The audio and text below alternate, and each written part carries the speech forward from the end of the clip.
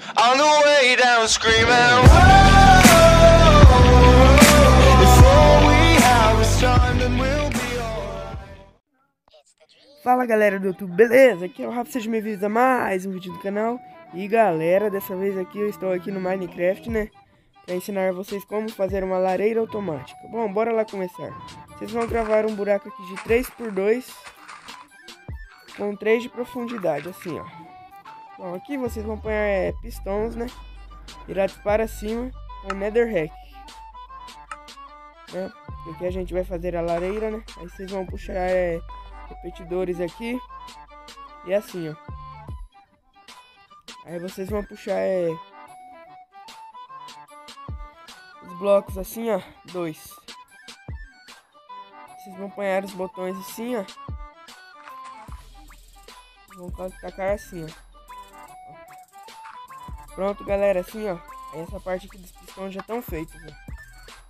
Bom, é aqui, galera. Vocês vão quebrar nessa fileira aqui também. Mas para não dar interferência aqui, ó. Se eu pôr a redstone, o pistão vai levantar. Então o que eu vou fazer? Vou apanhar um repetidor. Isso sim, galera, repetidor, olha só.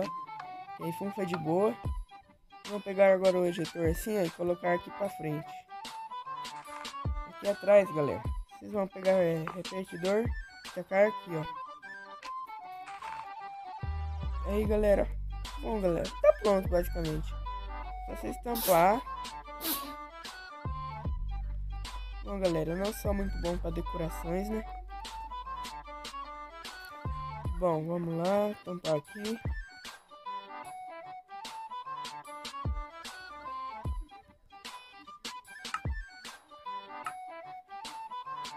Taca aqui, ó. Bom, galera, vocês têm que tomar muito cuidado aqui para não cortar o fio, né? A fiação. E tancar aqui por colocar uma escada invertida, olha só. E aí, galera, é simples assim, né? Bom, só vocês pegarem e tacarem isqueiro aqui dentro, né? Deixa eu pegar os isqueiros aqui. Mas primeiro eu vou precisar dessa barra de ferro aqui para minha decoração, né? Decoração bosta. Vamos, bora lá. Deixa eu pegar aqui. Opa!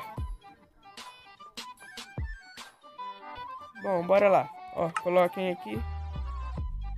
Pronto, galera. Tá feita aqui a lareira, né? Olha só. Acende aqui. E aqui apaga. Mas bom, galera. Esse foi o vídeo. Espero que vocês tenham gostado. Deixem um like aí para ajudar, né? Compartilhem o vídeo. Se não é inscrito no canal, se inscreva. E fui!